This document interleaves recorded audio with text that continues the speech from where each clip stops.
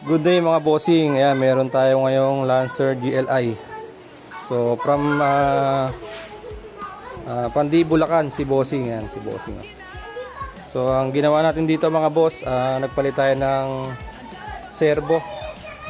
Ayan, pinalitan natin ng servo kasi yung nabili niya servo ay hindi gumagana. So sira din yung nabili niya. Tapos ito map sensor. Pinalitan din natin ng map sensor pati yung socket niya. Kasi yung nakakabit sa kanya, hindi ko alam kung pang ano sa sakit to, pero ito siya. Yan. Ito yung map sensor na nakakabit sa kanya. Kaya pinalitan natin mga bossing. So isa pa, yung timing belt mga boss. Nagpalit din tayo ng timing belt. Kasi ang timing belt niya manipis. Hindi natin alam kung pang anong sasakyan to, pero kasi magkaipin siya eh. So ito mga bossing yung timing belt niya. Ito sobrang nipis, hindi katulad sa Lancer talaga. Ito mas makapal. Yan, kung ikukumpara natin mga bossing, hindi siya ito lang pang Lancer talaga. So yun,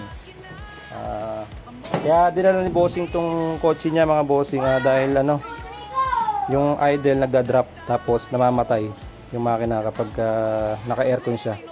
Tapos walang hatak mga bossing. So yun, nahanap natin yung problema. Yung servo sira. Tapos itong map sensor sira din. Pinalitan na rin natin. Saka itong timing belt nya. Yun, nakita natin lahat ng problema. Kaya ngayon, all goods na mga bossing. So ayan, nakita na ni boss yung andar. Narinig na niya. Nawala na yung maingay sa ano dito sa rocker arm niya. So ayan, try nating paandarin mga boss. Ayun, bago pala pumunta dito si bossing sa atin mga boss, galing na siya ng Banawe. So dinala ng, sabi niya yung bayo niya, medyo malaki din mga bossing yung inubos niya.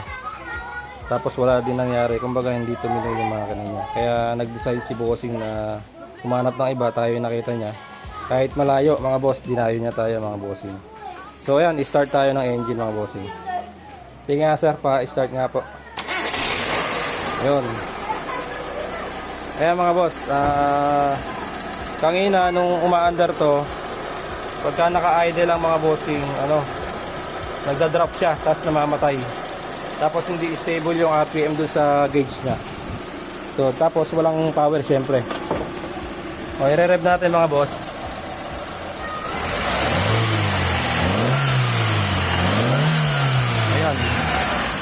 Maganda na yung response mga bossing. Yan. I-test drive na lang natin to mga boss. Tanungin natin si sir kung ano yung naging pagbabago sa ginawa natin. So tara mga boss, test drive tayo. Yan mga bossing, mag-test drive tayo ng kotse ni sir. Tingnan natin kung ano pa, low power pa. Sa Amberworks, servisyo'y kalidad mula sa maliit na gas hanggang sa malaking sira. Engine overhaul, walang problema sa amin. Bali, okay na yung idle niya. Maganda na yung aming imbakan. Tingnan natin mga bossing, naka-aircon tayo. Sa mga pyesang mahalaga at kailangan, auto painter, kulay na gusto mo ibibigay namin. Sasakyan mo'y magiging bago, makitapat, maningning. Fiberglass maker, sirang bahagi ayusin, gamit ang husay at galing sa tiyan mo'y bubuhayin. Okay. Bali ano, nagsi 6,000 RPM tayo mga boss. At mahabang buhay ng makina-kinang sasakyan. Amberworks. Ayos. Ano masasabi mo sir sa performance ngayon ng kotse mo? Goods na goods. Goods na goods. Uwing ano ba sir? Uwing nakangiti. Uwing nakangiti. Hindi na malungkot. Sa mga labi. Kaya nga eh. Testing mo sir, gusto mo? Okay. Testing mo dito. Para ikaw mismo makasaksi.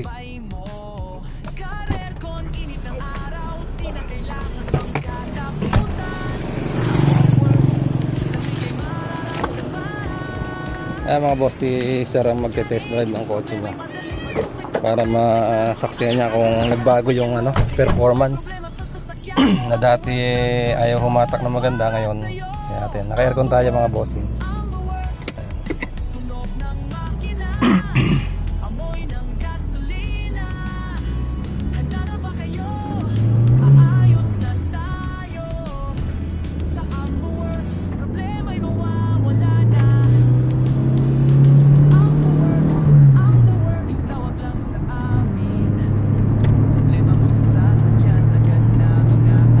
Uy. Ayun mga bossing. Solid daw sabi ni sir. Goods, goods. Amborgs. Yun, uuwing may ngiti sa mga labi. Ano sir? Oo. Sige sir, kanan na tayo dyan. Nadali din. Problema to eh. Napagtsagaan sir no. Oo. Yung mga bossing. Hindi mo madrive ng maayos ba? Kasi nagluloko-loko yung idle. Oo. Kahit malayo, talagang pulido yung gawa. Ayun. Thank you sir sa pagdayo. Oo. Salamat. Di ba tapos? Babalik pa tayo. Yung pangilalim naman. Oo, pandang chances tayo. Under chassis naman. So ayun mga boss, okay na yung kotse ni Bossing. Uuwi na siya ng Ayun, Pandi, Bulacan. So, kanina kayo, pag ganun yung takbo ko rito eh. Kasi Ay. naka-aircon kami. oo. Nagloko-loko yung ano niya doon. Tumutunog ba? Ay, yung aircon, compressor. Oo, binabanggit ko sa'yo. Oo. Namamatay pagka Kaya pag langanin yung tapak mo, kailangan nakalalay ka na sa clutch. sir. Para hindi na mamamatay. Oo. Dito tayo na. Sir, kaliwa lang tayo diyan. Kagaya ito, nakapindot ako. Ayan. Pagka ganyan sir, namamatayan ka na. Mamamatay ka na, alam mo, nakalalay ka na agad. Oo. Kasi ngayon kasi sir, naka tayo, gumagana na yung steering assist natin kaya kada liligo ka, hindi na siya mamamatay. Oo. Tataas na yung idle mo pagka umikot ka sa manibela. So, yun mga bossing. Thank you. Walk in na.